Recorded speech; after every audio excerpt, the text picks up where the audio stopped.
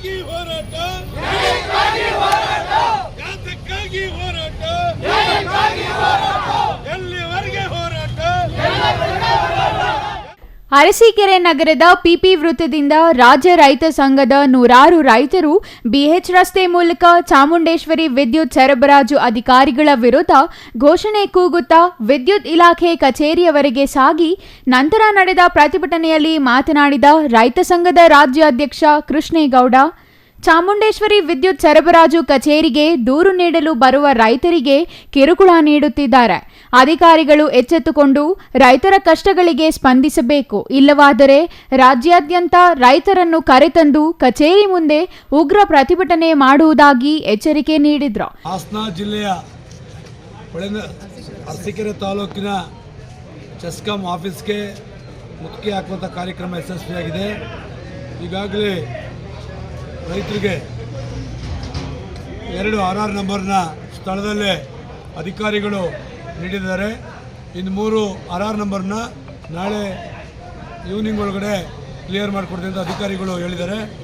ಆ ಭರವಸೆ ನಂತರ ಇವತ್ತು ಹೋರಾಟವನ್ನು ಕೈಬಿಟ್ಟು ಇನ್ನು ಹಲವಾರು ನಮ್ಮ ರೈತಾಪಿ ವರ್ಗದ TC ಸಮಸ್ಯೆ ಇರ್ಬೋದು, ಲೈನ್ ಸಮಸ್ಯೆ ಇರ್ಬೋದು, ರೋಡಿನ ಸಮಸ್ಯೆ ಇರ್ಬೋದು, ಯಾವುದೇ ಥರದ್ದು ಮೂಲಭೂತ ಸೌಕರ್ಯ ತೊಂದರೆ ಬಗ್ಗೆ ಇನ್ನು ಮುಂದಿನ ದಿನದಲ್ಲಿ ಹಾಸನ IBನಲ್ಲಿ ಕೆಲವೇ ದಿನದಲ್ಲಿ ಒಂದು ವಾರ 10 ದಿನದಲ್ಲಿ ಮೀಟಿಂಗ್ ಕರೆದು ಇಡೀ ಜಿಲ್ಲೆಯಾದ್ಯಂತ ಏನು 7 ತಾಲೂಕಿನ ಅಧ್ಯಕ್ಷರುಗಳು ಒಡೆಗೂಡಿ ಮತ್ತು ಜಿಲ್ಲಾಧ್ಯಕ್ಷರು ಮತ್ತು ಜಿಲ್ಲಾ ಮಹಿಳಾಧ್ಯಕ್ಷರು ಜೊತೆಗೂಡಿ ಇವತ್ತೇನು ಹಾಸನ ಜಿಲ್ಲೆಯ ಅನೇಕ ರೈತರ ಸಮಸ್ಯೆಗೆ ಈ ಸರ್ಕಾರ ಗಮನಕ್ಕೆ ತರುವಂತೆ ಈ ಜಿಲ್ಲಾ ಉಸ್ತುವಾರಿ ಸಚಿವರಾದಂಥ KN ರಾಜಣ್ಣವ್ರ ಗಮನಕ್ಕೆ ತಂದು ಈ ರಾಜಣ್ಣವರು ಮತ್ತು DC ಅವರು ಜೊತೆಗೂಡಿ ಒಂದು ಈ ಜಿಲ್ಲೆಯ ರೈತರನ್ನ ಸಭೆ ಕರಿಬೇಕು ಅಂತೇಳಿ ನಾವು ಒಂದು ಪ್ರೆಸ್ ಮೀಟನ್ನು ಮಾಡ್ತೇವೆ.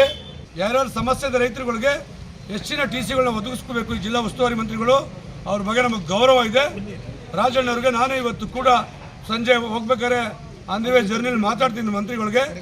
ಕೂಡಲೇ ಈ ಜಿಲ್ಲೆ ರೈತರನ್ನ ಕರೆದು ಸಭೆ ಕರೆದು ರೈತರ ಅಹವಾಲುಗಳನ್ನ ಸ್ವೀಕರಿಸ್ಬೇಕಂತ ಈ ಜಿಲ್ಲಾ ನಿಮ್ಮ ಮುಖಾಂತರ ಈ ಪತ್ರಿಕೆ ಮತ್ತು ಮಾಧ್ಯಮ ಸ್ನೇಹಿತರ ಮುಖಾಂತರ. ನನ್ನ ಹೆಸರು ಹಿಂಗಲ್ಗುಪ್ಪೆ ಕೃಷ್ಣೇಗೌಡ, ಕರ್ನಾಟಕ ರಾಜ್ಯ ರೈತ ಸಂಘ ರೈತ ಬಣ, ಮೇಲುಕೋಟೆ ವಿಧಾನಸಭಾ ಕ್ಷೇತ್ರ.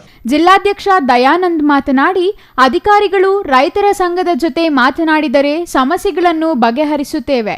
ರೈತರಿಗೆ ತೊಂದರೆ ನೀಡುವುದು ತಪ್ಪುತ್ತಿಲ್ಲ. ಇದೇ ರೀತಿ ತೊಂದರೆ ನೀಡಿದರೆ ಪ್ರತಿಭಟನೆ ಮಾಡುವುದಾಗಿ ತಿಳಿಸಿದರು. ಚೆಸ್ಕಾಂ ಅಧಿಕಾರಿ ಮಂಜುನಾಥ್ ಅವರಿಗೆ ಮನವಿ ನೀಡಲಾಯಿತು. ಮನವಿ ಪಡೆದ ಚೆಸ್ಕಾಂ ಅಧಿಕಾರಿ ಮಂಜುನಾಥ್ ಸ್ಥಳದಲ್ಲೇ 3 ರೈತರಿಗೆ TC ನಂಬರ್ ನೀಡಿ ಉಳಿದ ರೈತರಿಗೆ TC ನಂಬರ್ ಅನ್ನು 2-3 ದಿನಗಳಲ್ಲಿ ನೀಡುವುದಾಗಿ ತಿಳಿಸಿದರು. ಮಾನ್ಯ ಜಿಲ್ಲಾಧ್ಯಕ್ಷರಾದ ದಯಾನಂದ್ ಅವರು ಲಾಸ್ಟ್ ಟೈಮ್ ಒಂದು ಮನವಿ ಕೊಟ್ಟಿದ್ರು. ಅದ್ರ ಪ್ರಕಾರ ನಾವೆಲ್ಲ ಪರಿಶೀಲನೆ ಮಾಡಿದ್ದೀವಿ. ಒಂದು 5 ಪರ್ಟಿಕ್ಯುಲರ್ ಕೇಸಲ್ಲಿ RR ನಂಬರ್ ಕೊಟ್ಟಿಲ್ಲ ಅಂತ ಹೇಳಿ ಇದೆಲ್ಲ 21-20 ಇಸ್ವಿದು. ಆದ್ರೂ ಕೂಡ ನಾನು ಒಬ್ಬ ಜವಾಬ್ದಾರಿ ಅಧಿಕಾರಿಯಾಗಿ ನೀವು ಸಂಬಂಧ ಇಲ್ಲ ಅಂತ ಹೇಳಂಗಿಲ್ಲ. ಆದ್ರೂ ಕೂಡ ನಾನು ಬಗೆಹರಿಸ್ಕೊಡ್ತೀನಿ. ಇದರಲ್ಲಿ ಏನಾಗಿದೆ, 2 ಆಲ್ರೆಡಿ RR ನಂಬರ್ ಆಗಿದೆ, ಅದನ್ನು ಇವಾಗಲೇ ಬೇಕಂದ್ರೂ ಕೊಡ್ತೀವಿ. ಈಗ ಇನ್ನು 3ಕ್ಕೆ RR ನಂಬರ್ ಆಗಿಲ್ಲ ಅದು. ಬಟ್ ಅವ್ರಿಗೆ ರೈತರಿಗೆ ಏನು ಅನ್ಯಾಯ ಆಗಿಲ್ಲ. ಅದ್ರಲ್ಲಿ ಅವ್ರಿಗೆ TC ಆಗಿದೆ, ಕರೆಂಟ್ ಇದೆ, ಓಡ್ತಾ ಇದೆ, ಎಲ್ಲ ಓಡ್ತಾ ಇದೆ. ಆಧಾರ್ ಮತ್ತೆ ಪಾಣಿ ಕೊಟ್ಟರೆ ಇನ್ನೊಂದು 2 ದಿನದಲ್ಲಿ RR ನಂಬರ್ ಕೊಡ್ತೀವಿ.